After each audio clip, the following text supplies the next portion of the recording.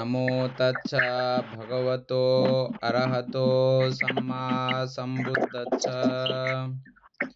জগৎপূজ্য মহাকারণিক তথাগত সম্যক সম্বুদ্ধ শ্রীচরণে কৃতজ্ঞ প্রণাম নিবেদন করে পুণ্যপারমিতে অংশগ্রহণকারী সকল উপাসক উপাসিকাগণের নিরোগ দীর্ঘায়ু সুখী জীবন তথা জ্ঞান বিমণ্ডিত জীবন কামনায় শুরু করতে চলেছি আজকের অভিধর্ম চর্চা ক্লাস।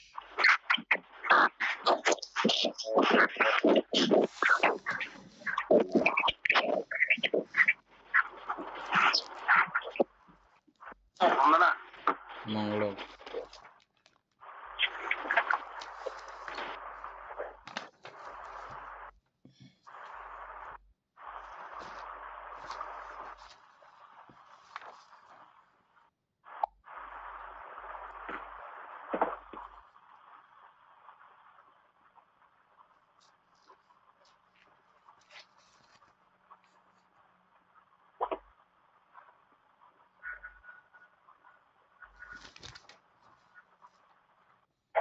একশো 23 পৃষ্ঠাতে মনে হয় না চিত্তের হেতু সংগ্রহ নাকি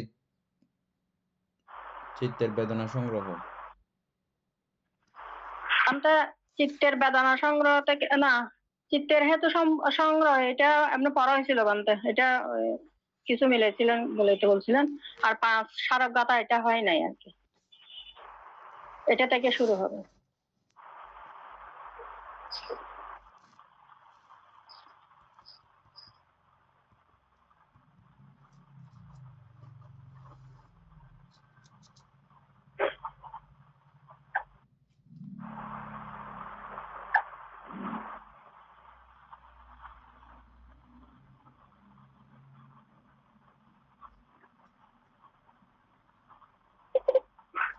তো 20 পৃষ্ঠা থেকে শুরু করবো যে এখন নাকি 23 পৃষ্ঠা থেকে? না বানতে 124 পৃষ্ঠা থেকে শুরু হবে যে।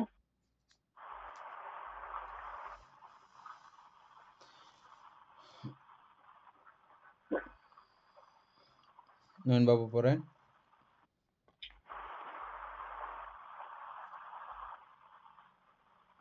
চিত্তের কৃত্য সংগ্রহ থেকে বলতে না, ওই স্মারক গাথাটা একটু পড়েন আগে। স্মারক গাথা।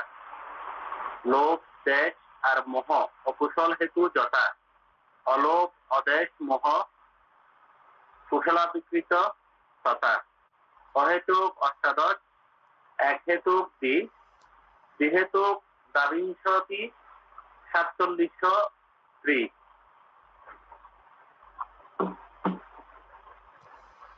এটা ওই হেতু সংগ্রহ থেকে আসছে নিচে গাথাটা।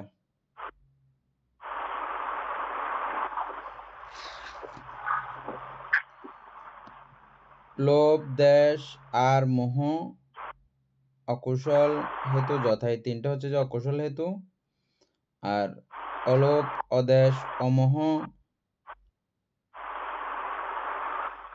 কুশল অব্যকৃত তথা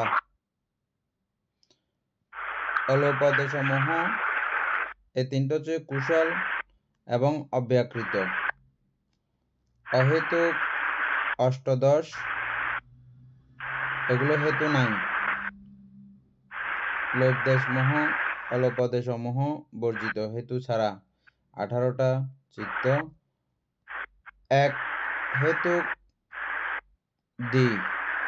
এক হেতুযুক্ত চিত্ত আছে মাত্র 2টা, মোহমূলক চিত্ত 2টা। দ্বিহেতুক হচ্ছে যে দ্বাবিংশতি 22টা চিত্ত আছে, এগুলোর মধ্যে দ্বিহেতুক আর 47টি ত্রিহেতুক।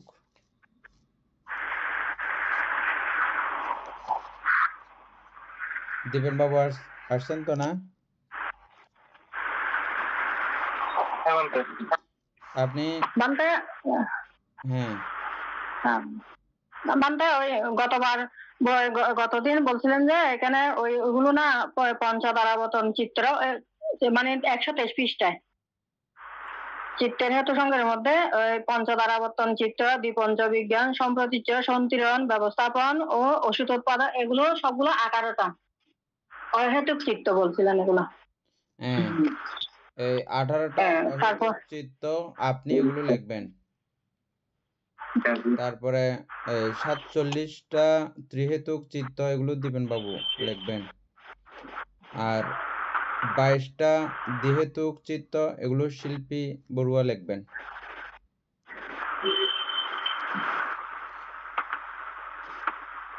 অমোহ এক হেতুক চিত্ত 2টা, এগুলোও অমিত বড়ুয়া লিখবেন।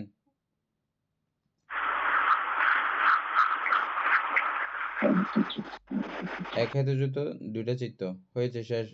এগুলো পরে লেখা হইলে আপনারা সবাই পরবর্তীতে আবার দেখে নেবেন, গ্রুপে দিয়ে দিলে সবাই দেখতে পাবে। তারপরে উপাসক তারপরে পড়েন। চিত্তের কৃত্য সংগ্রহ।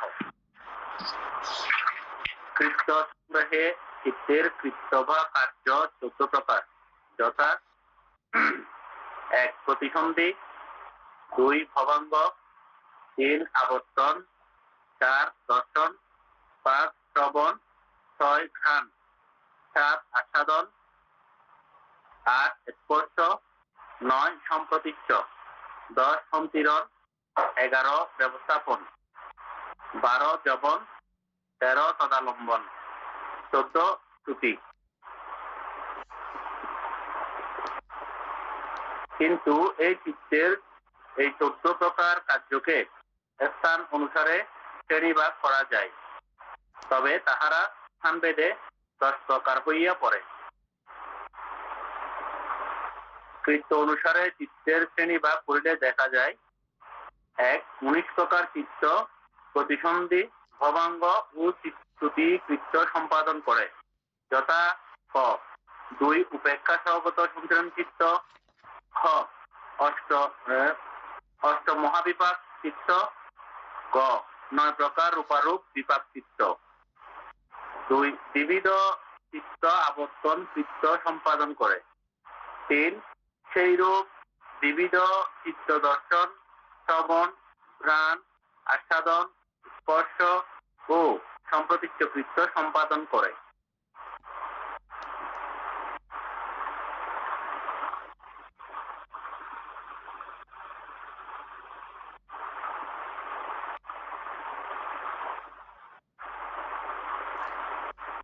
এটুকু আলোচনা করে ফেললে ভালো হবে না? হ্যাঁ, আমরা চিত্ত সম্পর্কে মোটামুটি একটা ধারণা আমাদের এখন আছে। ওই চিত্ত কি কি কাজ করে এটা সম্পর্কে এই অধ্যায়ে আমরা কিছু ধারণা পাবো।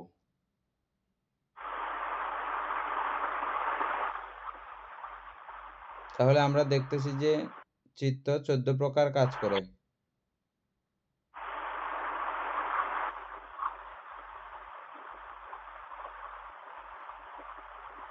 এক নাম্বার হচ্ছে যে প্রতিসন্ধি গ্রহণ করতে পারে। চিত্তের একটা কাজ হচ্ছে যে প্রতিসন্ধি গ্রহণ করা। প্রতিসন্ধি মানে আমরা সবাই বুঝি না?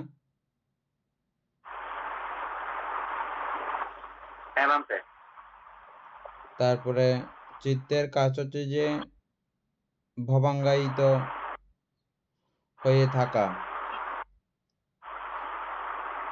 ভবাঙ্গ এটাও চিত্তের কাজ।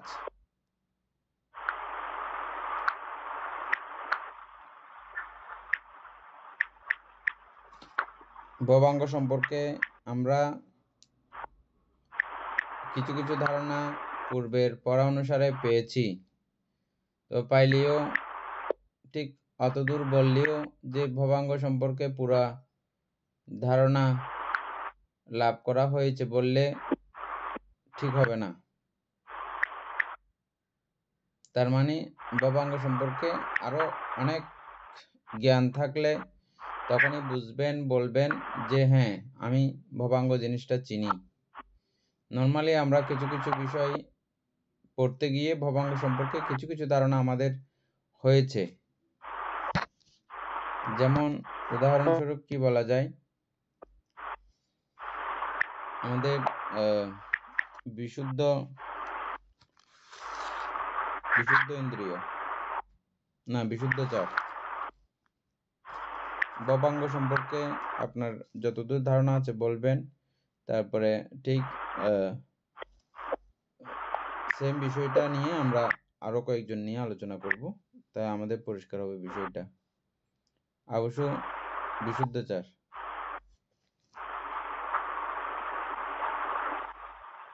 বন্দনা বলতে মঙ্গল।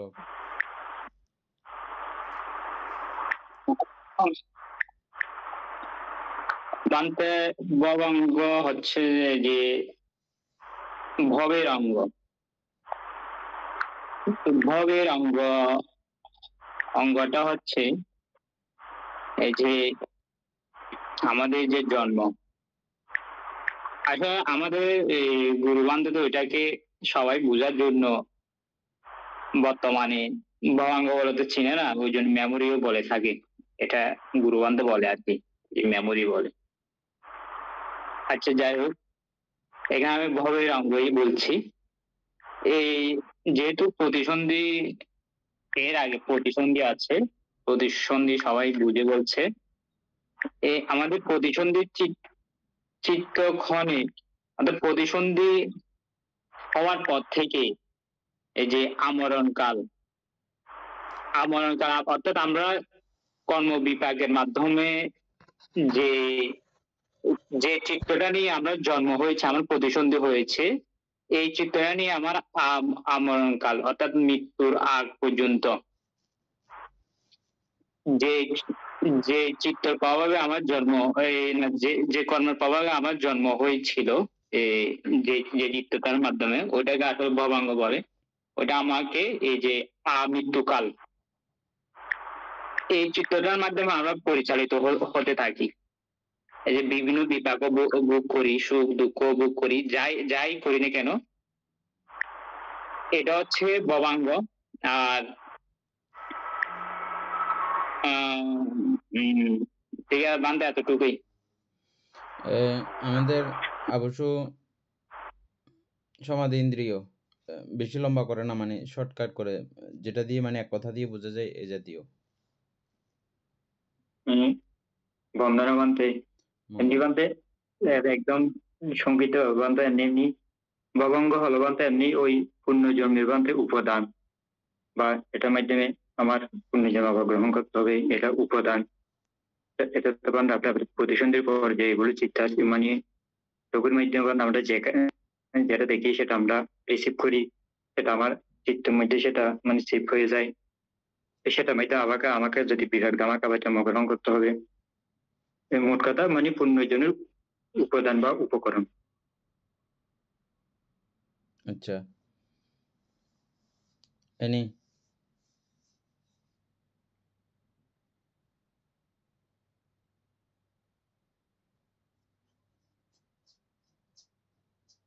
বানতে বন্দনা মঙ্গল।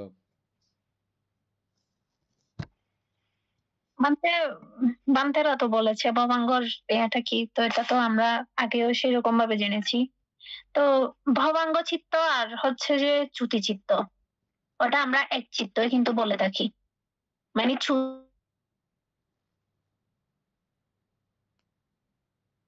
কিন্তু চিত্ত হচ্ছে যে এক। তো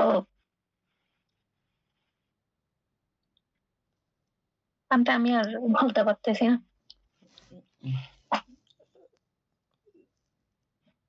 চ্যুতিচিত্ত, প্রতিসন্ধি চিত্ত, চ্যুতিচিত্তর কথা তো পরে আসবে।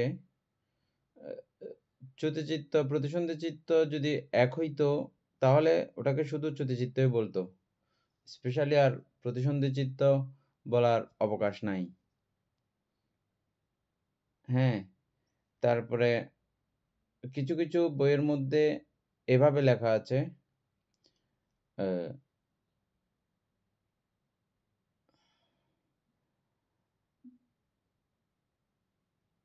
চ্যুতি এবং ভবনিকন্তি এই দুইয়ের মধ্যস্থতা জায়গাটা, এটার সঙ্গে এটার সংযোগ এর অবস্থাটাকে প্রতিসন্ধি চিত্ত বলা হয়। এমনভাবে কিছু কিছু বইয়ের মধ্যে পাওয়া যাচ্ছে যে মানে এটা ঠিক এটার অংশ, এই ভবের অংশ এবং যেটাতে জন্মগ্রহণ করেছে সেই ভবের অংশ কোনোটাই বলার মতো অবস্থা থাকে না। ভবনিকুঞ্জে হতে শুরু করে এটা পরবর্তীর জন্মের ব্যাপার। আর চ্যুতিটা অতীত মানে বর্তমানে যেখান থেকে আছে, যেখান থেকে চ্যুত হচ্ছে সেই অবস্থানের কার্যক্রম। প্রতিসন্ধিটা ঠিক মাঝামাঝি একটা অবস্থা বলে কিছু কিছু বইয়ে এভাবে বলা হচ্ছে। কিন্তু আমাদের এই বই অনুসারে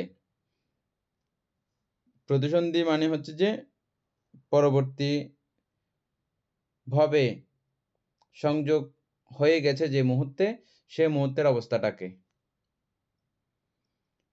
বলা হচ্ছে। যাই হোক, এটা প্রতিসন্ধি চিত্তের কথা। ভবাঙ্গ সম্পর্কে আমি পূর্বে একটা যেটা ধারণা দিয়েছি, কিছু কিছু বিষয় সম্পর্কে আমাদের ধারণা হয়েছে।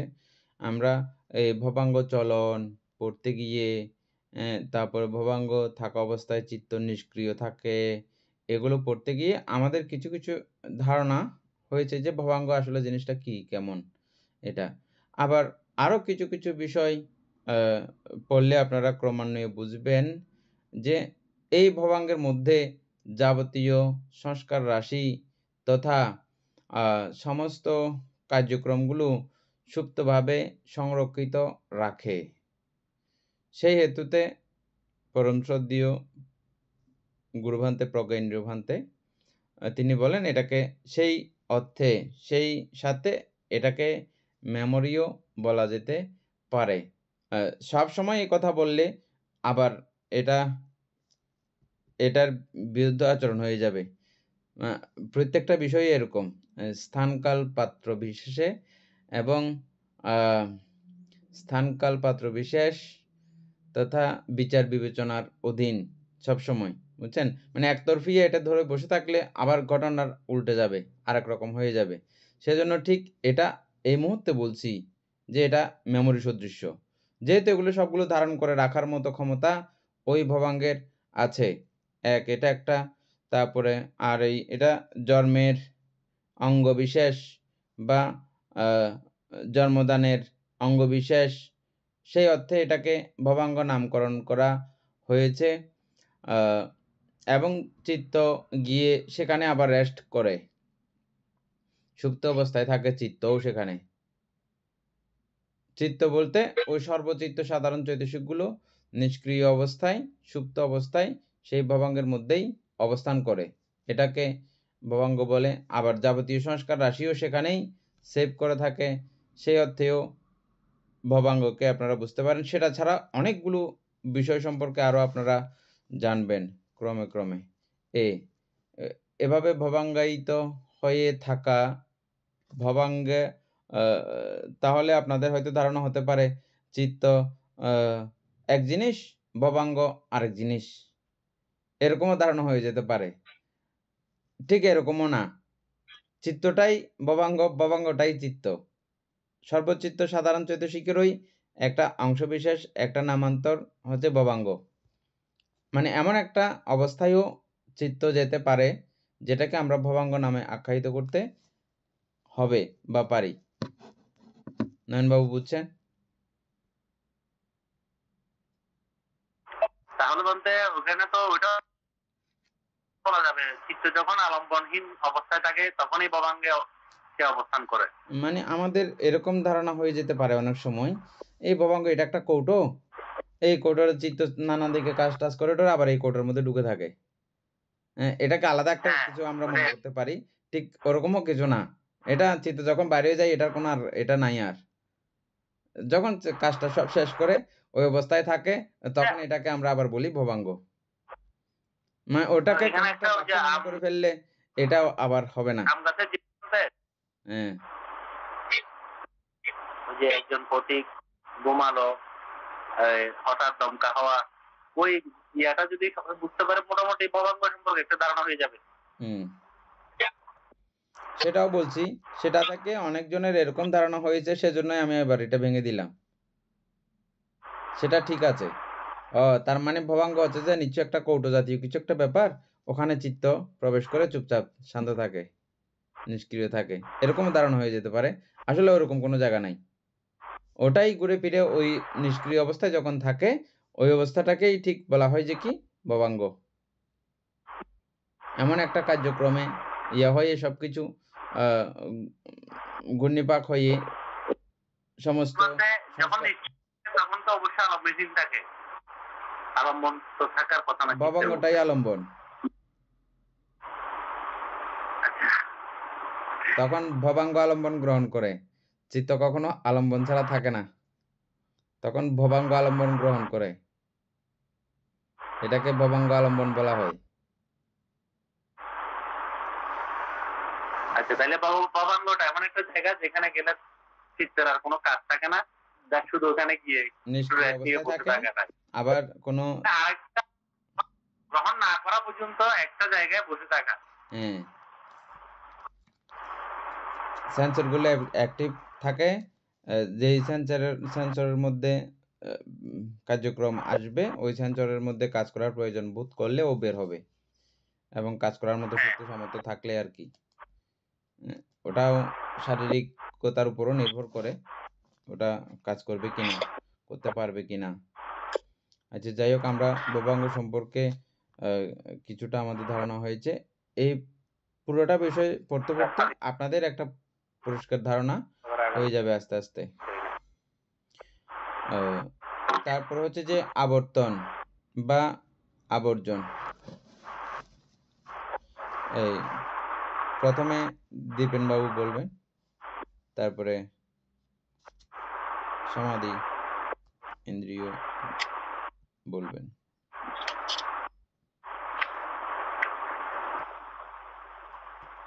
আবর্তন বলতে হয় ওই ঘোরাকে বুঝাই। তো চিত্ত মানে বিভিন্ন মানে পঞ্চেন্দ্রিয়ের দ্বারে মনে হয় ঘুরে ঘুরে থাকে, এটাকে বুঝাচ্ছে মনে হয় আবর্তন বলতে। এনি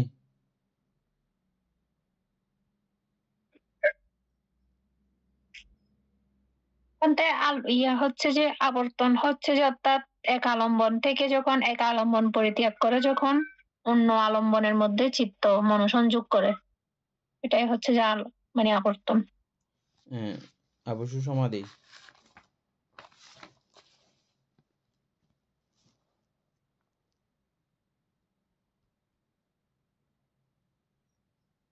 ওই এটা তো ওই উপযোগী যেটা বলছো বলতে, এক আলম্ব থেকে আর এক আলম্বর যখন মনোযোগ দেওয়া হয় বা একাগ্রতা দেওয়া হয়, এটাই বলতে আবর্তন। বিশুদ্ধচার।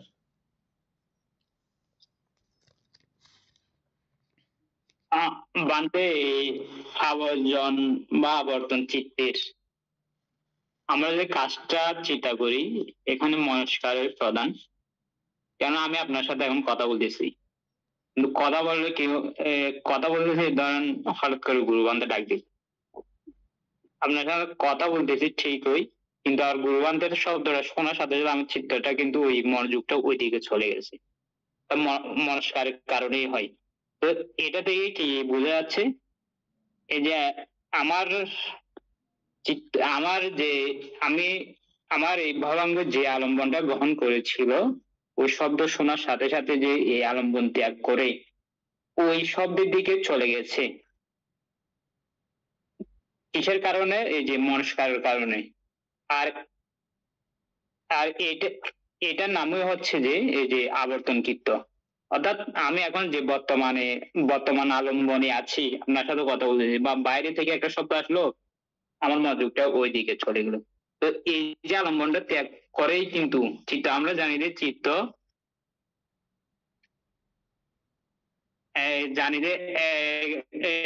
আমরা জানি যে চিত্তক্ষণে কিন্তু চিত্ত একটাই কাজ করতে পারে, দুইটা না।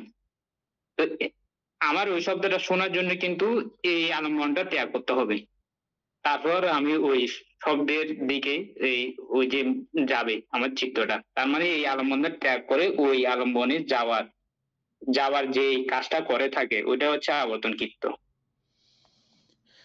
এখানে ছিল আমার চিত্ত এখান থেকে এই জায়গাতে যাওয়া, এটা থেকে এটাতে যাওয়া, গমন করা, এটাই আবর্তন, এই তো। এটা ত্যাগ করে এটাতে গেল, এই তো।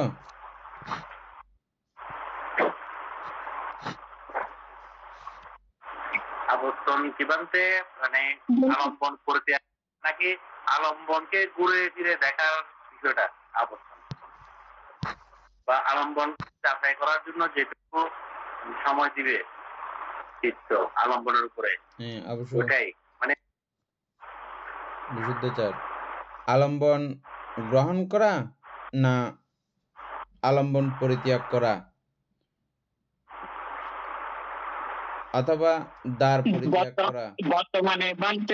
বর্তমানে যে আলম্বনটা ছিল ওই আলম্বনটা পরিত্যাগ করে নতুন আলম্বনের দিকে যাওয়াটা হচ্ছে যে আবর্তন চিত্ত। আচ্ছা, এই ঠিক ওটা গ্রহণও না, এটা ত্যাগও, এটা ত্যাগ এটা গ্রহণের মাঝামাঝি মিডল অবস্থাকেই বলা হয় আবর্তন। ঠিক আছে তো? এটা থেকে এটাতে যাওয়ার মুহূর্তকাল, যেভাবে আমরা কিছুক্ষণ আগে প্রতিসন্ধির কথা বললাম, এটা থেকে এটার যাওয়ার মুহূর্তটা।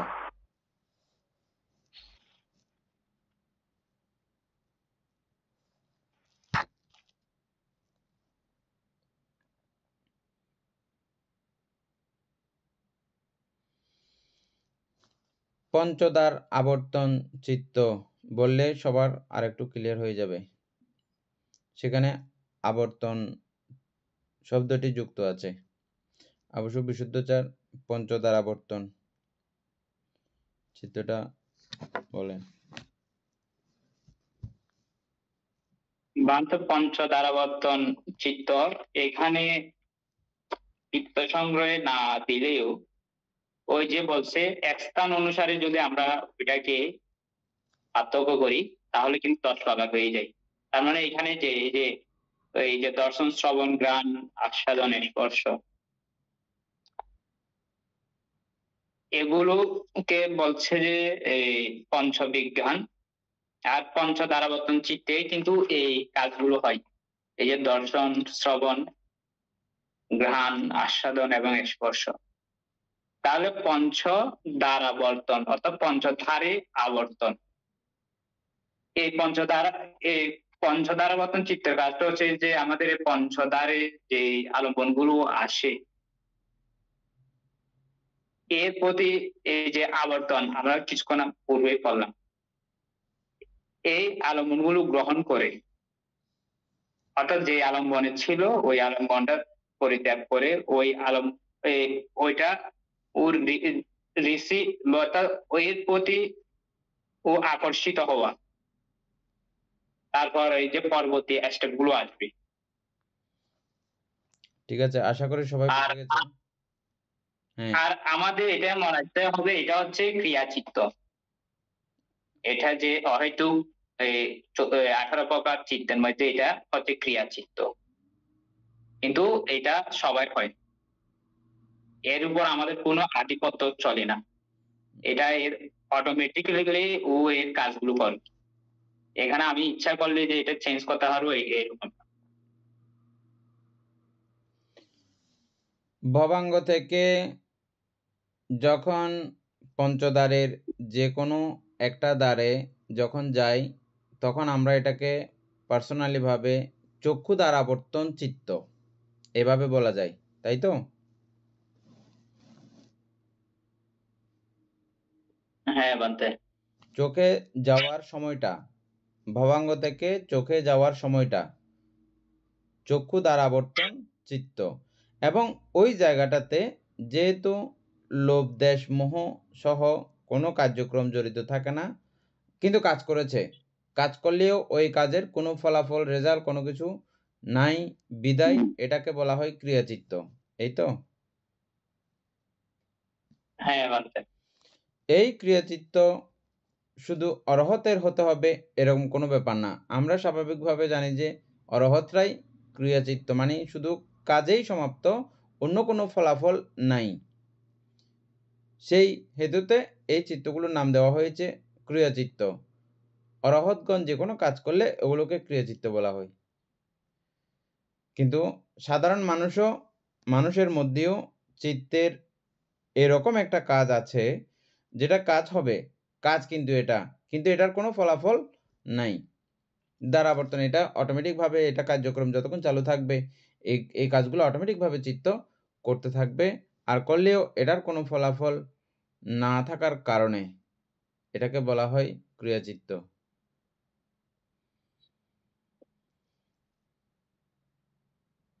তাহলে আমরা জানলাম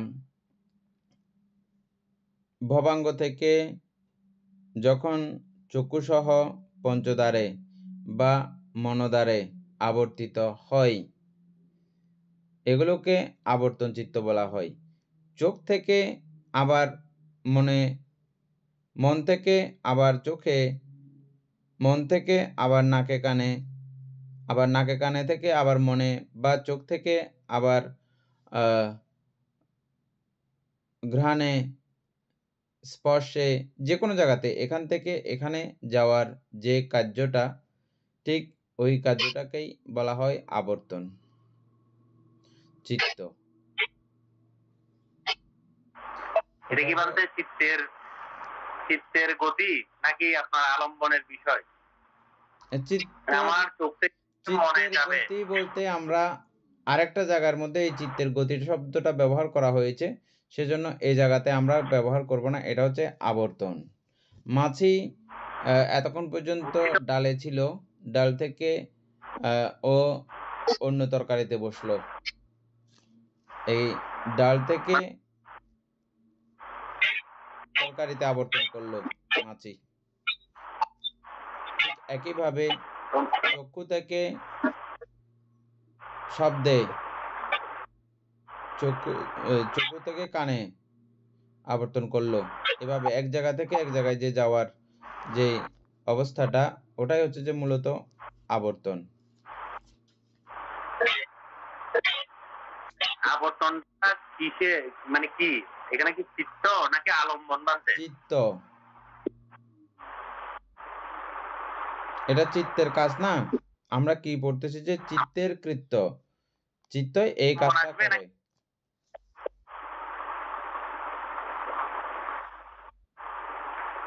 বানতে আমার পঞ্চদ্বারে আলম্বন আসবে নাকি চিত্ত আসবে?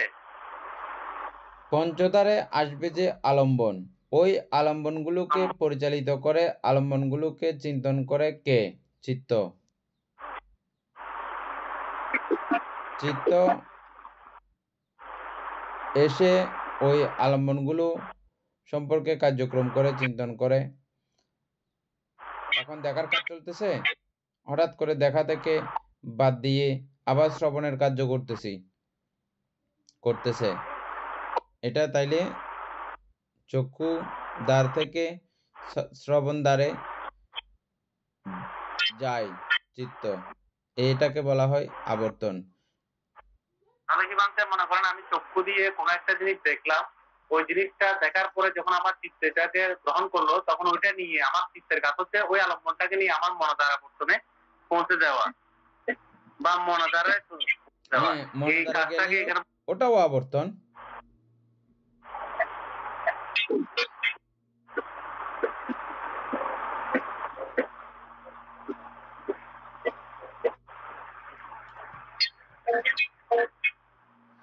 এখানে বিষয় দুইটা আছে। আর একটা বিষয় আপনি যেটা বলতে চাচ্ছেন সেটা হচ্ছে যে চোখের কার্য হইলেও মনোসংযোগ না হইলে চোখের কার্যক্রম সম্পূর্ণ অকেজু, ওটা একটা বিষয়। আর মনোদ্বার আবর্তন এটা আর একটা বিষয়, বুঝছেন? প্রত্যেকটার সঙ্গে মনের অ্যাটাচমেন্ট থাকতে হবে, না হলে প্রত্যেকটা বিষয়ই অকেজু, সেটা এক বিষয়। আর এই আবর্তনের বিষয়টা আলাদা। একটা বুঝলে পুরোটা বুঝবেন। ভবাঙ্গ থেকে যখন চক্ষুদ্বারে পতিত হয়, ল্যান্ড করে, এই ল্যান্ড করাটা হচ্ছে যে আবর্তন।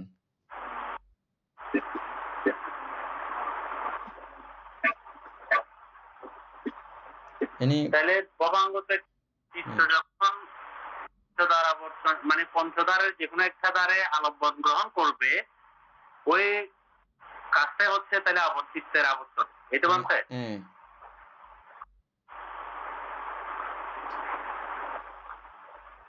আমরা মনে হয় গতবার একটু অন্য করছিলাম। আমার কেন জানি মোহাম্মদ শরীফ নাম, আমার কনফিউশন যাচ্ছে না। মানে এখন পর্যন্ত ঠিক আছে, এ পর্যন্ত ক্লিয়ার। কিন্তু গতবার আমরা যখন করছিলাম তখন আমাদের বিষয়টা ছিল আলম্বনকে যখন চিত্ত প্রদক্ষিণ করবে কিংবা এটা ঘুরে ফিরে দেখবে, আমরা ওটাকে গতবারে এভাবে আলোচনা করেছিলাম, যখন আমি কোনো কিছু খাচ্ছি, খাওয়ার সময়ে হঠাৎ করে শব্দটা একটু জোরে, কিছু একটা শব্দ শুনলাম, খাবার চিন্তা বাদ দিয়ে শব্দের মধ্যে চিত্ত আবর্তন করলো। চিত্ত শব্দের মধ্যে কি শুনছি দেখি তো, শুনি তো, খাওয়া রসের থেকে শব্দে চলে গেল, এটা রস থেকে শব্দে আবর্তন করেছে। এভাবে আমরা বিষয়টা বলছিলাম, বুঝছেন? কেন যায়, মানে কেন আবর্তিত হয় এভাবে। তারপরে ভবাঙ্গ থেকে কেন চোখে আসে, আপনি যে কিছুক্ষণ আগে উদাহরণ দিলেন কি, এই ওই গাছের কথা, গাছের নিচে মানুষ ঘুমাইছে, ওখানে আমরা খেয়াল করেছি অটোমেটিক শুধু শুধু যাচ্ছে না, ও যখন ওভাবে যখন চোখের সেন্সরে কিছু বলবে যে এখানে কিছু দেখা আসতেছে, এটা সেটা, অথবা শরীরের কোনো কিছু, তখন সে উঠবে না উঠবে চিন্তা করে শেষ পর্যন্ত উঠে, যখন প্রয়োজন মনে করে, প্রয়োজন এটা মনে দেখবো করে, অথবা তখন ওইটা গ্রহণ করতেছে। ঠিক আছে, বলতে কন্টিনিউ করেন। 4 নাম্বার হচ্ছে যে দর্শন, এটা সবাই বুঝতেছেন। দেখার কার্য সম্পাদন করা, এটাও চিত্তের কাজ। চিত্ত ছাড়া এই কাজ কখনো সম্পাদিত হবে না। আমরা খুব ভালো রকম এটা নানানভাবে বুঝছি। আবসু সমাধি, দর্শন, এটা যে চিত্তের কাজ, চিত্তের কৃত্য, এটা একটু করে ইয়ে করেন। এখন আপনার বলাটা হয়ে গেছে বলতে, আপনি চোখের সামনে কোনো একটা রূপ আসলে আপনার যতক্ষণ মনোসংযোগ পাবেন ওই জিনিসটা আপনি ভালো করে দেখবেন না, ওটা তো বলেই ফেলছেন, এটাই তো দর্শন। আচ্ছা, চোখের সামনে মনের স্থাপন। তাহলে বিশুদ্ধচার এই ইয়া পর্যন্ত, আস্বাদন পর্যন্ত, স্পর্শ পর্যন্ত আর আলোচনা করার দরকার আছে। বিশুদ্ধচার যারা নতুন এগুলোতে সব একই, আর যারা নতুন আছে তারা যদি বলে তাহলে আলোচনা। নতুন হচ্ছে যে ইন্দ্রা বড়ুয়া, অর্জুন বড়ুয়া, তারপরে স্বপ্না বড়ুয়া, তারপরে রুমা বড়ুয়া,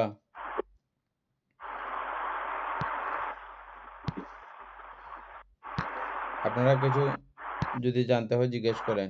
তারপরে আরো আছে আমাদের বিজয় বড়ুয়া। আমাদের জন্য বললে একটু ভালো হবে। বিশুদ্ধচার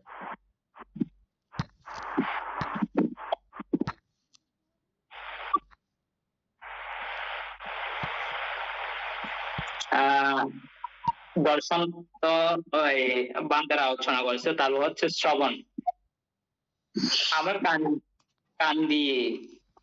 কান দিয়ে শুনি, তাহলে এখানে দুটা, এখানে আবার এরও শোনা যাচ্ছে না, আওয়াজ হচ্ছে কিসে? হ্যালো, মানে শোনা যাচ্ছে? ইন্দ্রা বড়ুয়া মিউট করে দেন। শোনা যাচ্ছে বলতে? হ্যাঁ, শোনা যাচ্ছে এখন। আমরা যদি আমরা কোনো কিছু দেখতেছি, তো দেখতেছি, তখন কিন্তু এই দর্শনের চোখের কাজটা চলতেছে। তো দেখার মাধ্যমে ধরেন একটা পাখি এই আওয়াজ করলো, তখন আমি শুনলাম এই শব্দটা। তো এই দেখার থেকে যে আমি আমার চিত্রটা যে এই যে শ্রবণের দিকে, অর্থাৎ এই শব্দটা কিসের বা কোন পাখির, মানে শব্দ শোনার সাথে সাথে ওই গাছের দিকে দেখলাম এটা তো পাখি। এই যে আমার কানের মাধ্যমে যে শব্দটা শুনলাম, এটা হচ্ছে যে শ্রবণ, অর্থাৎ শ্রবণ এই যে চক্ষু ধারাবর্তন, আর এটা হচ্ছে শব্দ ধারাবর্তন। আর শব্দ ধারাবর্তন হবে নাকি? হ্যাঁ হ্যাঁ, আচ্ছা না, শ্রোতা ধারাবর্তন। এই সবগুলো একই আসলে। এই তারপর হচ্ছে ঘ্রাণ। তো আমরা যে এই যে নাকের মাধ্যমে যে আমরা যে ঘ্রাণ নিই, অর্থাৎ এই যে গন্ধ গন্ধ এবং আমাদের এই যে ঘ্রাণ ইন্দ্রিয়, এই দুটো অর্থাৎ আপনি দেখতেছেন এই যে ওই একই ঘোরাতে যে ঘুরিয়ে পিছিয়ে সব একই। এই যে আপনি দেখতেছেন কোন একটা ঘ্রাণ আসলো, এই যে ঘ্রাণের দিকে যে চিত্রটা গেল, ওটা ওখানে কিন্তু ঘ্রাণের কাজটা হয়ে গেল। তারপর হচ্ছে আস্বাদন। এই যে দেখতেছেন বা আপনি যে খাবার খাচ্ছেন, এই যে আমার জিহ্বার মাধ্যমে হবে এই আস্বাদনটা। আমরা যখন ভাত খাই তখনই অনুভব করা যায়, এবং চোখের মাধ্যমে অনেক হয়। আচ্ছা, ওইগুলো তো পরে আলোচনা আসবে। আমাদের এই যে জিহ্বার মাধ্যমে আমাদের এই আস্বাদনটা হয়ে থাকে। আর হচ্ছে যে স্পর্শ, এটা হচ্ছে আমাদের কায়ের মাধ্যমে, বা বাতাস লাগলো, আমাদের যে স্পর্শ হলো, এই যে চিত্তটা যে ওইদিকে গেল, ওইটা হচ্ছে যে স্পর্শের কাজ। সবগুলো একই আসলে। অর্থাৎ পঞ্চধারাবর্তনে যখন যে আলম্বনটা আসবে, ওই আলম্বনের দিকে চিত্তে যে ছুটে যাওয়া, এটা হচ্ছে যে পঞ্চধারাবর্তনের কাজ। সবগুলো একই। বানতে আমি এগুলো আর মানে ডিটেলস গুলো বলতেছি না আর কি, আপনি জাস্ট ধারণাটা দিলাম। এগুলো সব তো একই। তাহলে দেখার কাজ চিত্ত করে, এটাও চিত্তের একটা কাজ, ও দেখার কাজ করতে পারে, শ্রবণেরও কাজ করতে পারে এই চিত্ত, ঘ্রাণেরও কাজ করতে পারে, আস্বাদনেরও কাজ করতে পারে, স্পর্শেরও কাজ করতে পারে চিত্ত। এগুলো চিত্তের কাজ।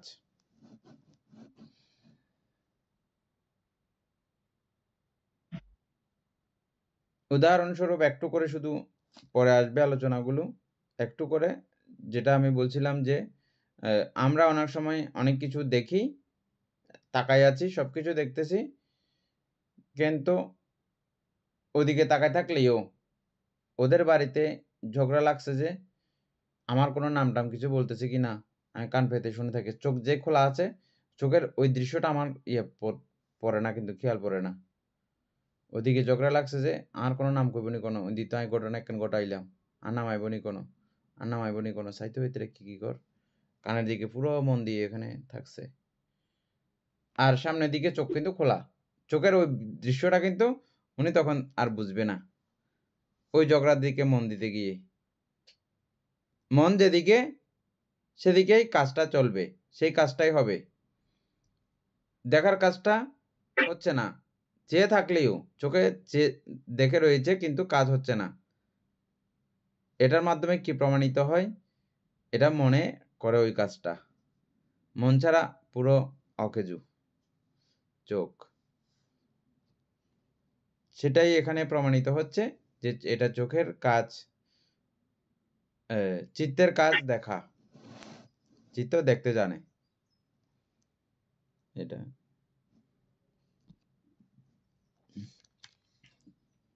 তারপর হচ্ছে যে সম্প্রতীচ্য।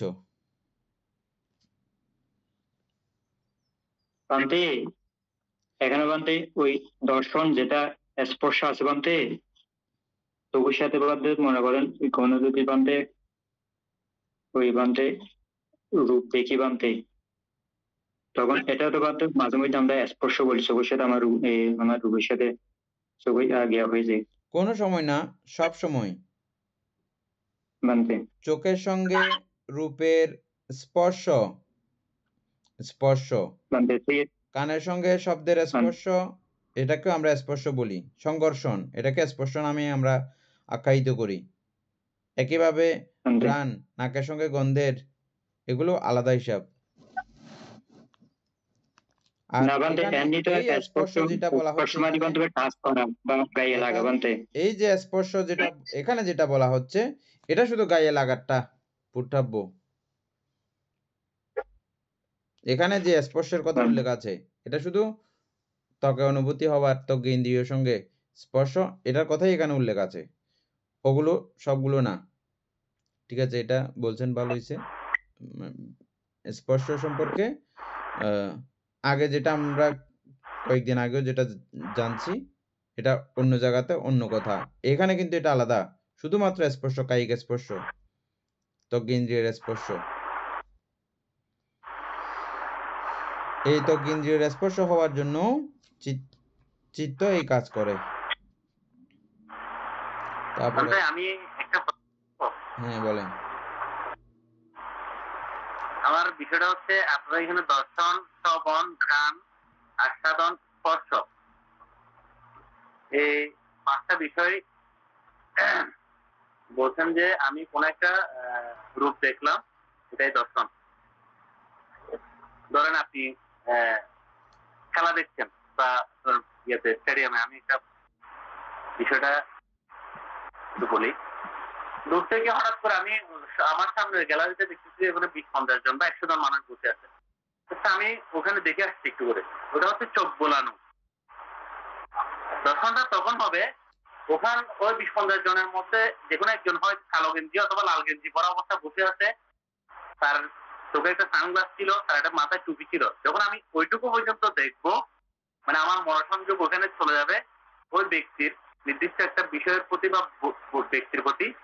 যখন আমি এটা বুঝতে পারবো যে ও এটা লাল গেঞ্জি পরছে, চশমা দিচ্ছে, এটা ক্যাপ পরছে, হ্যাঁ এটা ছেলে, তখনই মনে হয় দর্শন হবে। আর আমি ওই যে গ্যালারিতে যে 20-50 জন বসে আছে তাদেরকে এক পলক দেখে আসা, এটা আমার মনে হয় দর্শন হবে না, এটা চোখ বুলানো হবে। কারণ দর্শন হলে তো এটা সম্পর্কে আমার একটা ধারণা থাকতে হবে। মানে এটা আসতেছে, এই কথাটা এখন চলে আসতো, এই নিচের ফরাগুলো পড়লে আপনি পরিষ্কার হয়ে যেতেন। ওটাও দর্শন, ওটা দর্শন হইলেও যেমন এটা শুধুমাত্র চক্ষু বিজ্ঞান। চক্ষু বিজ্ঞানের ধারণা শক্তি যতটুকু ততটুকুই, এর বাইরে আর কিছু করতে পারে না। এর পরবর্তীতে চক্ষু বিজ্ঞানাদির পরে সম্প্রতীচ্য আসতেছে, সন্তিরণ আসতেছে, এগুলো পরে। আপনি যেগুলো কালো গেঞ্জি, সাদা গেঞ্জি, এগুলো তো ওই সম্প্রতীচ্য সন্তিরণ পৌঁছে যেতে হবে, বুঝছেন? এতটুকু এখনো যাওয়ার আগে এটা দর্শন, অতটুকু পর্যন্ত কাজ। তবে এগুলোও দর্শনের বাইরে না। সন্তিরণ ব্যবস্থাপন যে হবে পরবর্তীতে, এগুলোও দর্শনের বাইরে না। আর ওটাও দর্শনের প্রথম যেটা ছিল, ওটাও দর্শন না বলে উপায় নাই, সেটাও দর্শন দেখা, বুঝছেন? দেখার মধ্যে তফাৎ আছে, এক ক্ষণিকের দেখা, 2 ক্ষণিকের দেখা, তফাৎ আছে। দুইবার একই জিনিসকে যখন দ্বিতীয়বার 2 চিত্তক্ষণ পর্যন্ত আপনি দেখবেন, আর 1 চিত্তক্ষণ দেখা, 2 চিত্তক্ষণ দেখা মধ্যে তফাৎ ব্যবধান যেরকম আছে, একটা বিষয়কে আপনি যখন দীর্ঘ সময় দেখে থাকবেন, সেটাতে প্রতীতি কিরকম জন্মাবে, আর একটু করে চোখ ঘুরিয়ে ফেললেন সেখানে কিরকম হবে, ব্যবধান আছে না? পরীক্ষাতে কেউ শুধু একবার পড়ে চলে যায়, ওর লেখা, আর যারা এটা 50 বার পড়েছে তাদের লেখা বেশ কম আছে না? এবং যারা বুঝে শুনে পড়ে তাদের লেখা আরো বেশ কম আছে না? এরকম আর কি। ঠিক আছে, আমরা পরবর্তী আলোচনাগুলো করলে আপনার প্রশ্নটা খুব সুন্দর হবে, আরো ভালো হয়েছে আপনি প্রশ্ন জিজ্ঞাসা করছেন। অবশ্য বিশুদ্ধচার, সম্প্রতীচ্য সম্পর্কে আমরা পরে যদিও বা জানবো আরো। এখানে যেহেতু এটা আলোচনা আসছে, আমরা একটু করে এটা আলোচনা করব। সম্প্রতীচ্য সম্প্রতিষ্ঠার কাজটা হচ্ছে আলম্বন গ্রহণ করা। আমরা এতক্ষণ যাবত কিন্তু আলম্বনের দিকে চিত্তে ছুটে যাওয়া পর্যন্ত আলোচনা করছি। হুম এখন সম্পৃক্ত কিন্তু আলম্বনটা গ্রহণ করে ফেলবে। যেরকম আলম্বন আসুক না কেন, ওর কাজটা হচ্ছে রিসিভ করা। ওদের চক্ষু দ্বারে আসুক বা শ্রোত দ্বারে আসুক বা স্পর্শ দ্বারে আসুক, যে দ্বারে আসুক না কেন, ও আলম্বনটা শুধু গ্রহণ করবে, যে ওর আর কোনো কাজ নাই। এতটুকুই সম্প্রতিষ্ঠের কাজ। আর কি বান্ধি, আর কি কিছু বলবো, এই পরেরটা বলবো নাকি? না শিল্পী বড়ুয়া বুঝছেন?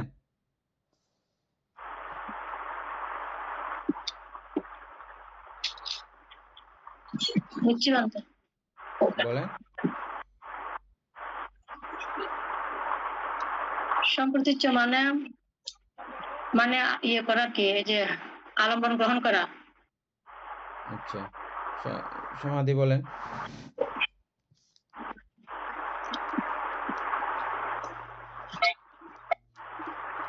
এই তো বানতে ওই লিখিত স্যার যেটা বলতে বানতে, সেটা তো বানতে মানে একটা মনে করেন বানতে ওই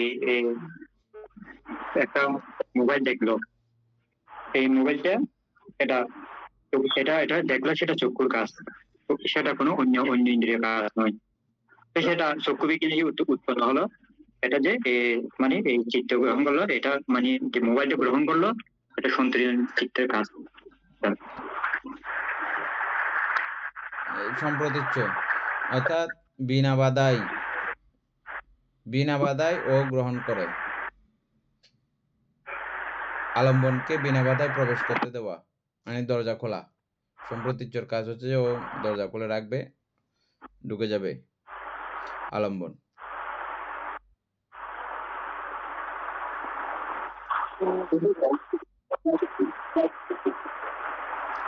তারপরে সন্তিরণ, বিশুদ্ধচার।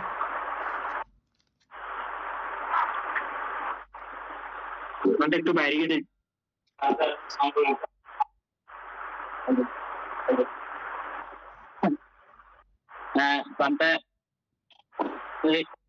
সম্প্রতিষ্ঠ ওই আলম্বন গ্রহণ করার পর তারপর হচ্ছে সন্তিরণ।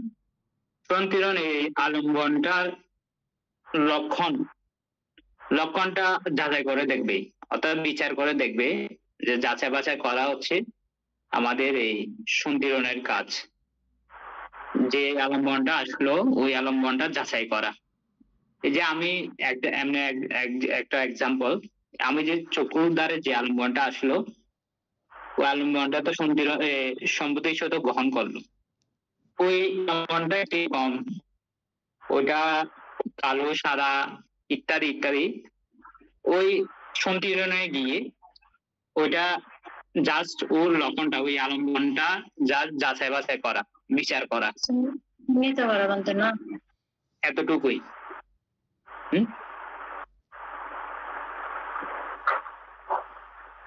এনে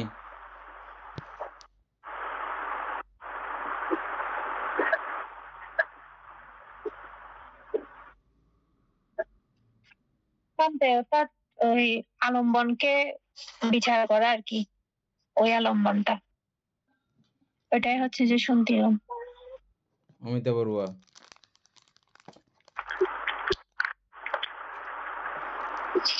বান্ধে আমরা তো জানি সম্প্রতিচ্ছের কাছে তো আমি যেটা আমার চক্ষু দ্বারে দেখবো সেটা আমি বিনা বাধায় এটা গ্রহণ করব।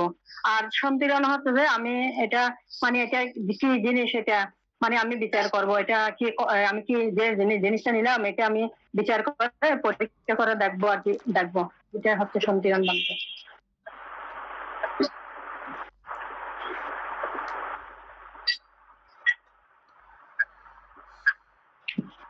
আপনি দেখবেন যে বান্ধে চিত্ত মানে সন্তিরণে বিচার করবে আর কি বান্ধে, সন্তিরণ চিত্তটা চিত্তে দেখবে যে। আচ্ছা,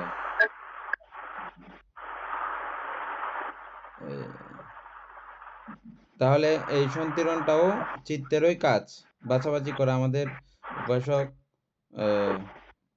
নয়নবাবু যে বলছেন সাদা শার্ট কালা শার্ট পরে আছে, এটা সন্তিরণের কাজ। এটা আরেকটু মানে উন্নত হইলে এগুলো সব চিত্ত, কিন্তু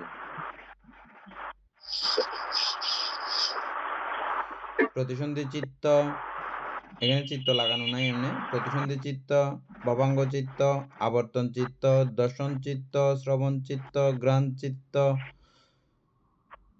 আস্বাদন চিত্ত, স্পর্শ চিত্ত, সম্প্রতীচ্য চিত্ত, সন্তিরণ চিত্ত, ব্যবস্থাপন চিত্ত, যবন চিত্ত, তদালম্বন চিত্ত, চ্যুতি চিত্ত। এই 14 প্রকারের কাজ চিত্ত করে। এরপরে হচ্ছে ব্যবস্থাপন। এনি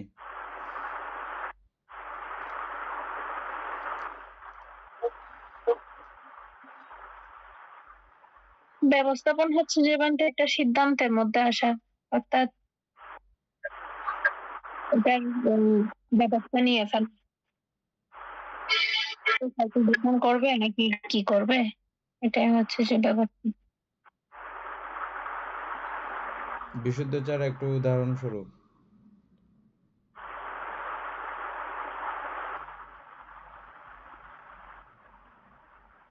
হ্যাঁ, এই ব্যবস্থাপন চিত্তকে আমরা কিন্তু এই মনোধারাবর্তন চিত্ত অনেক জায়গায় দেখতে পাই যে এই ব্যবস্থাপন চিত্তকে মনোধারাবর্তন চিত্ত বলা হচ্ছে। তো আমরা যে আলম্বনটা যে গ্রহণ করে পরবর্তী সন্তিরণে এর বিচার করে ব্যবস্থাপন চিত্তর মধ্যে এসে চিত্ত একটা যে ফলাফল, এই যে একটা সিদ্ধান্ত নিয়ে ফেলবে, ও আলম্বনটা বিচার লক্ষণ করে সন্ধিরন্ধ করে ফেলবে, ব্যবস্থাপনে এসে ও একটা সিদ্ধান্ত পৌঁছাতে ওর ফলাফলটা দিয়ে দিবে, এর ফলাফলটা দিয়ে দিবে, অর্থাৎ একটা সিদ্ধান্ত নেওয়া আর কি, যে এই আলম্বনটা আসলো, এখন আমি এটা কি করব। ওইটা ওই যে পূর্ববর্তী যে সন্ধিরণে কিন্তু ওই যে ওইগুলো চিহ্নিত গুলো করে ফেলবে, দেন ব্যবস্থাপনে এসে এটার ফলাফলটা দেওয়া, তার পরবর্তীতে ওইটা আসবেই। এটা ওই যে এনি উপাসিকা যেটা বলছে যে ব্যবস্থা বা সিদ্ধান্ত এরকমই। এটা কি বান্ধে এক্সাম্পল দিতে হবে নাকি? হ্যাঁ,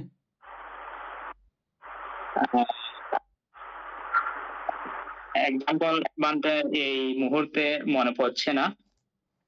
এমনি ওইটা আমরা বলতে পারি যে এই যে বাবা থেকে যে আলম্বনটা আসলো, এই যে এই মনোধারাবর্তনে এসে কিন্তু ওইটা এই যে ব্যবস্থা বা সিদ্ধান্ত নিবে, দেন পরবর্তী গুলোতে আছে। আচ্ছা বান্ধব, আপনি বলেন, আমার এখন মনে পড়ছে না।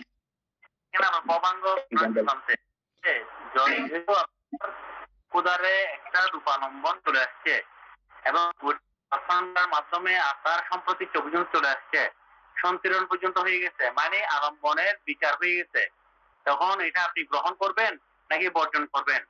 ব্যবস্থাপন করতে আপনি ওই আলম্বনটা রাখবেন, ফেলে দিয়ে ব্যবস্থাপনটা হচ্ছে আলম্বনের ব্যবস্থাপনা। আমরা যেটা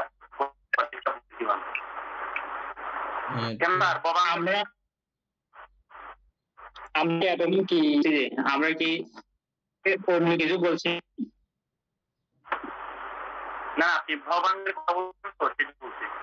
আমি বান থেকে বলছি যে বানতে বলুক, আপনারা শুনেন, বানতে যেহেতু আছে।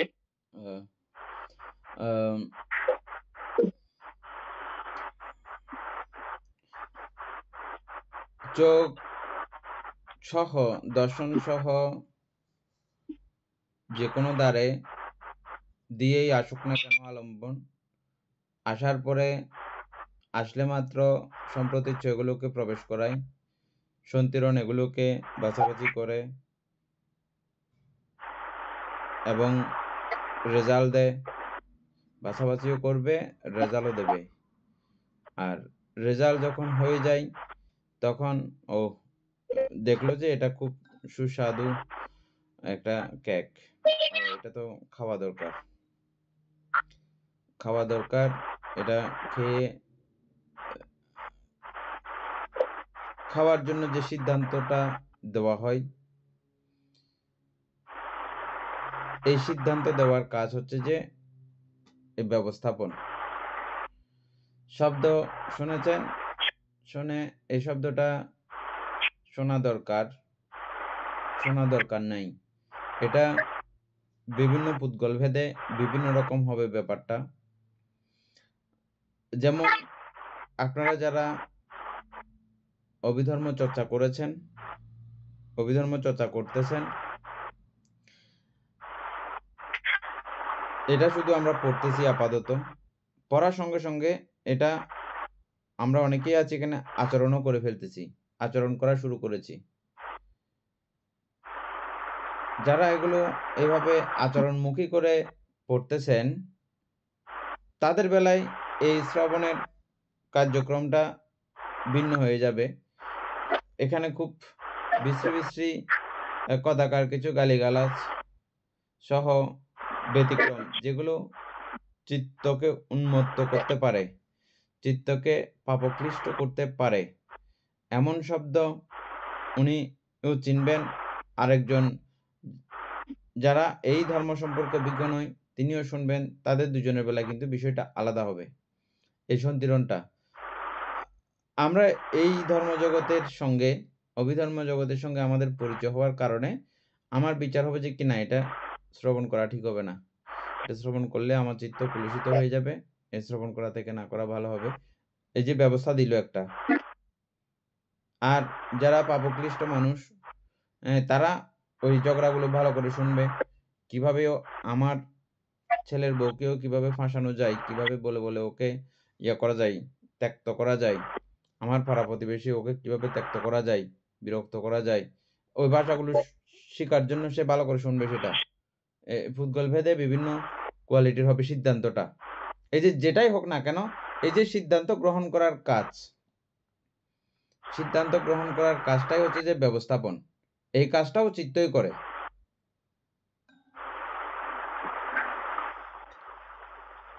আরো বিভিন্ন রকমের আছে, দুটো দিয়ে আপনারা আশা করি সবগুলো বুঝে গেছেন। মানে ব্যবস্থা নেওয়ার এই ক্ষমতাও চিত্তেরই আছে। চিত্ত এটা ব্যবস্থা নেয়, যে উদ্গল ভেদে যেমন ব্যবস্থা নেওয়া দরকার তেমন আর কি।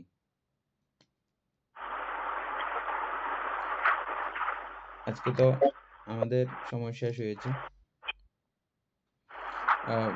বাকিগুলো শেষ করে দিলে ভালো হবে।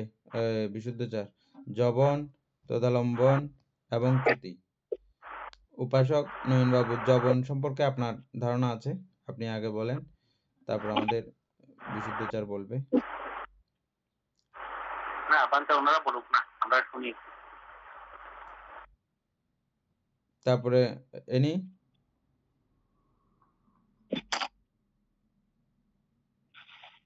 মানতে যৌবন হচ্ছে যে অর্থাৎ ওই আলম্বনকে পরিভোগ করা এবং সে জায়গায় গিয়ে আমাদের কুশলাকুশল যুক্ত হয় হেতু লোভদেশ মোহ অলোপদেশ মোহ প্রথমের কথাটা যুক্ত একটু হয়ে যায়। ব্যতিক্রম হয়ে গেছে, আবার পুনরায়। মানতে প্রথমের কথাটা একটু ব্যতিক্রম হয়ে গেছে, আবার পুনরায়। অর্থাৎ পরিভোগ করাই হচ্ছে যে যৌবন, ওই কাজটা সম্পাদন করা, আলম্বনের সম্পাদন করে ফেলাই হচ্ছে যে যৌবন। অমিতা বড়ুয়া, এটা কুশল হোক চিত্তের ব্যাগ না যৌবন।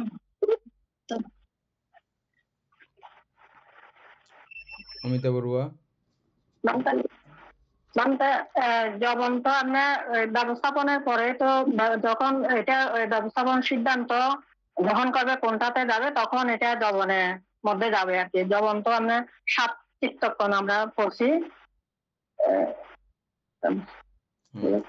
ঠিক আছে, বিশুদ্ধচার বলেন।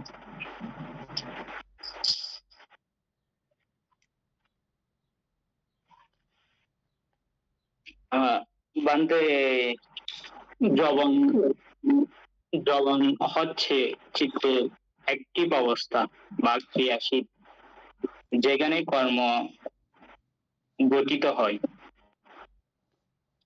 তো পূর্ববর্তী আলোচনাতে এই যে ব্যবস্থাপন পর্যন্ত আমরা জানছি, এই ব্যবস্থাপনের পর হচ্ছে জবন। এই জবনে কিন্তু আমাদের যে কর্মভব বা এই কর্মভব সৃষ্টি হয়, বা বলতে পারি আমাদের এখানে কর্মই, এখানে এই যে কর্মটা এখানে তৈরি হয়, অর্থাৎ অন্য একটি ভবের জন্য আমি এখানে কর্মটা সম্পাদন করে ফেললাম। তো এই এই জবানে এই যে উপাসিকা যেটা বলছিল, এই যে কুশল অকুশল হেতুগুলো কিন্তু এখানেই যুক্ত হবে। তো এই এটা 5 বারে হতে পারে, আবার 7 বারও হতে পারে এই জবনের ব্যাখ্যা, অর্থাৎ পুনঃ পুনঃ এই আলম্বনের অনুভূতি। কিন্তু আলম্বনের অনুভূতি, এই যে আলম্বনটা নিয়ে এতক্ষণ যাবত আমরা আলোচনা করছি, ওই যে চক্ষুদ্বার হোক, এই চক্ষুদ্বারের বা শ্রবণদ্বারের, অর্থাৎ যে কোনো একটি চিত্তের আলম্বন, এই আলম্বনের অনুভূতি গুলো এখানে জবনে এসে এটা আমাদের কর্ম আকারে এটা গঠিত হয়। পুনর্জন্মের জন্য এখানে কিন্তু এই কর্মটা সম্পাদিত হয়ে যাবে, যে কুশল হতে পারে অকুশল হতে পারে। এই জবনটা এই চিত্তের একটি ক্রিয়াশীল অবস্থা বা কর্মশীল অবস্থা, এখানে সংস্কার বা কর্ম এখানেই গঠিত হয়। আর পরবর্তী যে তদালম্বনের কথা আছে, এটা এই জবনের অনুভূতিটা এই তদালম্বনে এসে এটা কিন্তু বিপাক চিত্ত, এটা বুঝতে হবে। তদালম্বনটা এই জবনের অনুভূতিটা তদালম্বনে এসে শেষ হয়। এটা হবে একবার না 2 বার হয়। আচ্ছা, যাই হোক, বান্তে তার বাকিটা আপনি আলোচনা করেন। অ্যাক্টিভ থাকা, এটা বই কিন্তু এরকমই লেখা আছে, চিত্তের অ্যাক্টিভ অবস্থা। নয়নবাবু দেখেন, তার মানে কি আমাদের যখন হইল, প্রতিসন্ধি হইল, তখন কি চিত্ত অ্যাক্টিভ ছিল না? নয়নবাবু খেয়াল করতেছেন বিষয়টা? তখন চিত্ত অ্যাক্টিভ ছিল, ঠিক তো? ভবাঙ্গ অবস্থায় তখন কি চিত্ত অ্যাক্টিভ ছিল না? প্রত্যেকটা জায়গাতে চিত্ত অ্যাক্টিভ থেকে আসছে। এখানে আবার নতুন করে অ্যাক্টিভ বলার কি দরকার ছিল? অ্যাক্টিভ এই জন্যই বলতেছে, বা কার্যক্ষমতা সম্পন্ন, কার্যকর, এই জন্যই বলতেছে, কারণ এখানে কর্মভাব তৈরি হয়, মানে আবার দ্বিতীয়বার এটা বীজ শক্তিতে রূপান্তরিত হয়ে যায় বলে, মানে বীজ হয়ে গেছে। এখন যেমন আম একটা, আপনি যতক্ষণ পর্যন্ত আমের বোটার মধ্যে যতক্ষণ ছাল বাঁধাবে না, ওই আমটা গাছ থেকে পড়ে গেলেই ওটা আপনি মাটিতে যতই যত্ন করে দেন না কেন উঠবে? এটা আমটা পরিপক্ক হইলে, পুরো ছালটাল বাঁধাইলে, বিচিটা শক্ত হইলে, তখন এটা পুঁজবে না, এটা আপনি লাগাই দিলে এটা আবার উঠবে, বীজ হয়ে গেছে এটা, বুঝছেন? এর আগের অবস্থাগুলো হচ্ছে যে এরকম। তবে সন্তিরণের মধ্যেও, মানে এটা পুরো ফাঁকা নাই, ঠিক আছে, সন্তিরণের মধ্যেও কিন্তু এরকম একটা অবস্থা হয়, যেটা থেকেও আবার পুনরায় বীজ হতে পারে। একদম যথাযথ পাকনা আমের বীজ যেরকম শক্তিশালী হয়ে উঠবে, গ্রান্টিযুক্ত, ঠিক অতটাও না হলেও মোটামুটি হতে পারে। বিশুদ্ধচার, ঠিক আছে, কুশল অকুশল বিপাক দিবে। হ্যাঁ, শুধু যে এখানেই এলে যে এটা কর্মভাব হচ্ছে তা কিন্তু আমরা দেখতেছি না। আমরা দেখতেছি যে সন্তিরণের মধ্যেও কিন্তু মোটামুটি বীজ হওয়ার মতো ক্ষমতা সে রাখে, অর্থাৎ আবার পুনরায় জন্মদান করার মতো প্রক্রিয়া কিন্তু রাখে। তথাপিও ঠিক এই যবনের এই জায়গাটাকে, এই সপ্তচিত্তক্ষণ 7 বার চিত্ত জপিত হয়, এই 7 বার চিত্ত যবনের এই জায়গাটাকেই বলা হয় চিত্তের অ্যাক্টিভতম জায়গা, চিত্ত কার্যকরী জায়গা, চিত্তের একদম কার্যকর অবস্থা, সবচেয়ে গুরুত্বপূর্ণ অবস্থাও বলা হয় অনেক গ্রন্থের মধ্যে, সবচেয়ে গুরুত্বপূর্ণ অবস্থা। কেন গুরুত্বপূর্ণ অবস্থা? কারণ এই জায়গার মধ্যে লোভ দেশ মোহ যুক্ত হয়, অলোপ দেশ অমোহ যুক্ত হয়। ওই যে বললাম পুদ্গল ভেদে শব্দ শুনে কোনো কোনো শব্দে কোনো কোনো ব্যক্তির কাছে এটা লোভযুক্ত হয়, কোনো কোনো ব্যক্তির কাছে এটা অলোভযুক্ত হয়। পুদ্গল ভেদে, জ্ঞান ভেদে, তারতম্যতা অনুসারে এগুলো হয়। এবং সেখানে তাও পুদ্গল সহ পারিপার্শ্বিক সমস্ত ব্যাপারকে কেন্দ্র করে কোনো কোনো চিত্ত দ্বিতীয়বার জপিত হয়ে স্টপ হয়ে যায়, শেষ হয়ে যায়। কিছু কিছু তৃতীয়বার, চতুর্থবার, পঞ্চমবার, ষষ্ঠবার, সপ্তমবার। এটা সপ্তমবারের উপরে এখানে যায় না, এর সিস্টেম নাই, নিয়ম নাই। এই 7 চিত্তক্ষণ পর্যন্ত হয়। এবং এই চিত্তক্ষণে কোন চিত্তক্ষণে কিরকম জন্মের প্রক্রিয়া, ফলের প্রক্রিয়া, এটা আমরা পরবর্তী ক্লাসে আস্তে করে আমরা জানবো। রুমা বড়ুয়া, আপনি এগুলো যদি ভালো করে মনে না রাখেন কথাগুলো, ভবিষ্যতে আর এটা পড়তে ভালো লাগবে না। প্রয়োজনে 2-3 বার শুনে শুনে এগুলো আপনাকে মনে রাখতে হবে। নয়ন বাবুরা আজকে এগুলো এত ইন্টারেস্ট ফিল করতেছে কেন এই ক্লাসটা নিয়ে? কারণ মনে রেখেছে, কিছু কিছু বিষয় এখানে মনে রাখতে হয়েছে। যদিও আমরা মুখস্থ করার সিস্টেমে যাই নাই, মুখস্থ করার ভয়ে আমরা অনেকে এটা পড়ি না, সেজন্য আমি মুখস্থ করার সিস্টেমটা রাখছি না। তারপরে আপনারা ইদানিং কালে আপনারা এগুলো সব বুঝতেছেন বিদায় আমি অমিতা বড়ুয়াকে অনেক কিছু লিখতে দিচ্ছি, দীপেন বাবুকে লিখতে দিচ্ছি। তারপর কারণ আমিও লিখি না এগুলো, আপনারাও যদি না লেখেন, ওই যে যে বিষয়গুলো আমাদের নয়ন বাবু আগে ইয়াতে করতেন, এনি বড়ুয়া করতেন, এগুলো কিন্তু তখন না আসলে অর্ধেকের মধ্যে ক্লাস বন্ধ হয়ে যাবে। সেজন্যই আসলে লিখতে দিচ্ছি, যে লিখে রাখলে আমাদের সকলের জন্য লাভ হবে। এই যবনের কার্যক্রম লোভ দেশ মোহ সংগঠিত হয়ে এভাবে এটা সংগঠিত হয়। এছাড়াও আরো অনেকগুলো ব্যাপার আপনারা জানবেন। এই যে কর্মভব বললাম, কর্মভব জিনিসটা কি, এগুলো সম্পর্কে আমাদের পরবর্তী আলোচনাতে আছে। তারপরে কর্মভবের শেষ পর্যায়ে আছে যে কি তদালম্বন। তদালম্বনটা হচ্ছে যে এক অর্থে, এটা এক অর্থে না, এটা বিপাক। যা এই চিত্তে যা ফলাফল হয়েছে, কেমন হয়েছে পুরো জিনিসটাকে আরেকবার মজা নেয়। কাজ কিন্তু চলে গেছে একবার, এটা পুরো পরবর্তীতে আরেকবার ওই জিনিসটার আস্বাদন গ্রহণ করে।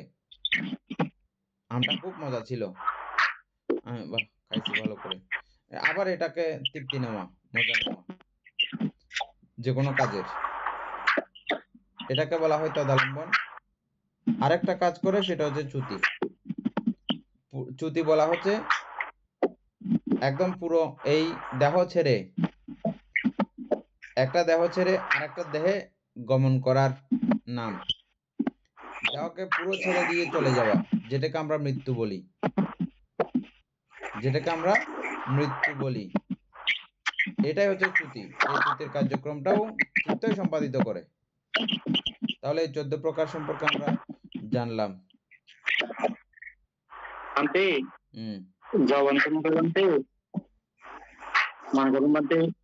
একটা সূত্রের সাথে বাদে দেখা হয়েছে বাদে, তাকে দেখার সাথে সাথে বাদে তাকে মাইকে উঠেছে। কিন্তু আরেকটা সূত্র দেখলো মানে তাকে মানে চিন্তা ভাবনা করে তাকে মাইতে করেছে। এখন তো জবনের ক্ষেত্রে এখানে বলতে কোনটা কিরকম ভাবে বানতে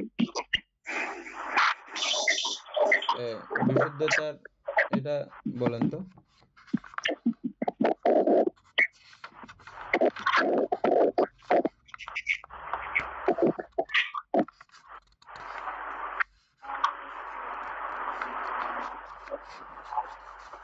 এটা বান্ধব যেটা বান্ধব বলছে কি একজনকে দেখার সাথে সাথে মারলো, আর আর একজনকে দেখলো বটে, কিন্তু অনেক চিন্তা করার পর ওকে মারলো। এই দুটার ভিতর প্রথমটা যে উনাকে সরাসরি মারলো, এখানে কিন্তু এই উনাকে যে দেখছে এটা কিন্তু উনি একজন আলম্বন হিসেবে কিন্তু আমাদের এই চিত্তের মধ্যে এই যে আসবে যে এই মানুষটাকে আমি দেখলাম, ওটা কিন্তু আলম্বন হিসেবে গ্রহণ করবে, এই যে পূর্ব পরিচিত ছিল উনার সাথে। তো এখানে কিন্তু আমরা এটা এই সিদ্ধান্তে যেতে পারে যে এই যে সন্তিরণে কিন্তু আলম্বনটার দেখে কিন্তু বিচার করে ফেললো, এবং ব্যবস্থাপনায় কিন্তু ওই আলম্বনের বিচারটা এই ব্যবস্থাটা করে ফেলে, সিদ্ধান্ত নিল ওকে মারবে। তো জবনে এসে ওই যে ওই কাজটা হলো। যাই হোক, এটার সাথে কিন্তু আবার পূর্ববর্তী সংস্কারেরও কিছু কারণ হতে পারে, এটার একটা বিষয় এখানে। আর পরবর্তী যেটা হচ্ছে যে ওনাকে দেখলো, অনেকক্ষণ চিন্তা ভাবনা করে মারলো। হ্যাঁ, এখানে এটা বলা দরকার যে হয়তো ওনার সাথে পূর্ববর্তী হয়তো কিছু হয়েছিল, বা মনোমালিন্য বলতে পারি, বা সত্যটা আমি বলতে পারি, যে কোনো কিছুটা একটা হয়েছে, না হলে তেমনি এমনি ওকে মারবে না। তো ওনাকে সেম যে আলম্বনটা যে দেখলো, দেখার মাধ্যমে যে সিদ্ধান্তে পৌঁছলো, এখানে আমাদের সন্তিরণে একটা বিষয় মনে রাখতে হবে যে আলম্বনটা কিন্তু যদি মনোরম হয়, তখন আমাদের এই যে সমনস্য যেটা আছে সন্তিরণী, ওইটা উৎপন্ন হয়। যদি অতি মনোরম হয় তাও ওইটা উৎপন্ন হয়, না হলে হয় না। আর যদি ওই যে অকুশল হয়, তাহলে আমাদের এই যে অকুশল সন্তুলন বিভাগ চিত্তটা উৎপন্ন হয়। আচ্ছা, যাই হোক, তো ওনাকে চিন্তা ভাবনা করে আসলে দুটোটা একই। এই যে পূর্ববর্তী দেশের কারণে হতে পারে যে মারাটা, বা যদি নাও দেখে, বা আমরা এরকম তো হয় যে আমি কাউকে জীবনেও দেখি নাই, অন্তত মানুষটা দেখলেই আমার মেজাজ খারাপ হয়ে যায়। ওটা পূর্ববর্তী সংস্কারের, ওই যে আমরা বলছি যে জবনে যে সংস্কারটা গঠিত হলো, এটার কারণে হতে পারে, পূর্ববর্তী সংস্কারের কারণে। আর বানতে এবার আপনি আপনি আলোচনা করে দেন, আমি তো এটা আলোচনা যতটুকু হচ্ছে জানি যে ততটুকু এটা এখনো উত্তর দেওয়ার মতো এই সময়টা এখানে আসে নাই, এটা আপনি নিজে বুঝবেন। এটা পুরোটা পড়া হয়ে গেলে এই প্রশ্নটা করা ঠিক কিনা এই মুহূর্তে, এরকম এটা আলোচনাতে আসতেছে কিনা, এটা আপনি নিজে বুঝে যাবেন, বুঝছেন? আর একটু যান, আর একটু ইয়েতে গেলে আর একটু কমপ্লিট হয়ে যাবে, পুরো বিষয়টা সম্পর্কে পরিষ্কার হয়ে গেলে ঠিক হয়ে যাবে। আমরা মনে করি যে মারামারি করতে গেছি শুধু এখানে একটা চিত্তের ব্যাপার, অসম্ভব, একটা না, এখানে কয়েক লক্ষ হয়ে যেতে পারে। ঠিক মারা মুহূর্তেও অনেকগুলো চিত্তের ব্যাপার এখানে। আমরা মনে করি যে একটা চিত্ত নিয়ে পুরো আমি মারতেছি, মারা কার্য সম্পাদন করতেছি, মারছি যে থাপ্পড় একটা আনো, এখানে একটার মধ্যে অনেকগুলো চিত্ত হয়ে গেছে, অনেকগুলো কার্যক্রম সম্পাদিত হয়ে গেছে। তো জবনের ব্যাপারটা আমরা আরো একটু সামনের কয়েকটা ক্লাস করলে আরো একটু পরিষ্কার হবে। এখন এটা উত্তর দেওয়ার মতো পরিস্থিতি আমার এখনো নাই। আর একটু পরে আপনি নিজেই বুঝে যাবেন যে এটা তো আমি এখন বুঝছি জিনিসটা কি। যাই হোক, এতক্ষণ যাবৎ আমরা অভিধর্ম চর্চা করেছি। এটা জগতের মধ্যে শ্রেষ্ঠতম শিক্ষা, এর উপরে আর কোনো শিক্ষা নাই জগতে। কেন শ্রেষ্ঠতম শিক্ষা এটা আপনারা নিশ্চয়ই বুঝে গেছেন। সাধারণভাবে এটাই বলা যেতে পারে, এখন ওয়ার্ল্ডের যত শ্রেষ্ঠতম শিক্ষা কেন্দ্র রয়েছে, সেই শিক্ষা কেন্দ্রগুলো থেকে বের হলে অনেক সময় তারা আবার পাপক্লিষ্ট আচরণগুলো করতে দ্বিধাবোধ করে না, সংকোচ বোধ হয় না। হয়তো ধরনটা পাল্টায়, আগে হাতে পায়ে গায়ে গোতরে করতো চুরিটা, এখন হয়তো লেখাজোকার মাধ্যমে ও গেট আপ চেঞ্জ করে, কিন্তু করে। যারা এই শ্রেষ্ঠতম শিক্ষায় শিক্ষিত হবেন এবং আন্তরিকভাবে আচরণমুখী হয়ে যাবেন, তার পক্ষে বাহ্যিকভাবে হোক বা আন্তরিকভাবে হোক এরকম কোনো ব্যতিক্রম অধোগতি সম্পন্ন কার্যক্রম করা ওনার পক্ষে সম্ভব হয় না। যেহেতু তিনি উদ্যোগতি সম্পন্ন উন্নত চিন্তা চেতনা নিয়েই অবস্থান করেন, সেহেতু এই শিক্ষাকেই সর্বশ্রেষ্ঠ শিক্ষা হিসেবে গণ্য করা হয়। এটা আপনারা ক্রমে ক্রমে জেনে যাচ্ছেন, জেনেছেন, আরো জানবেন। এটা অধ্যয়ন করে আমরা অপ্রমেয় পুণ্যের অধিকারী হয়েছি। এই পুণ্যরাশি অনন্ত চক্রবালবাসী সত্যগণকে দান করছি, গুরুভান্তেদিওকে দান করছি, মাতা পিতাগণকে দান করছি, এবং যারা আমাকে প্রতিনিয়ত এভাবে ধর্মচর্চায় সহযোগিতা করছেন তাদেরকে এই পুণ্যরাশি দান করছি। যারা আমাকে প্রতিনিয়ত চারিপ্রত্যাদি দান করেন তাদেরকে এই পুণ্যরাশি দান করছি।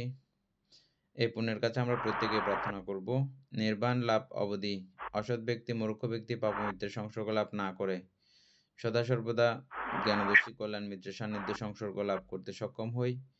এইরূপ সাধু কামনা পোষণ করে আজকের মতো ক্লাস এখানে সমাপ্ত করছি।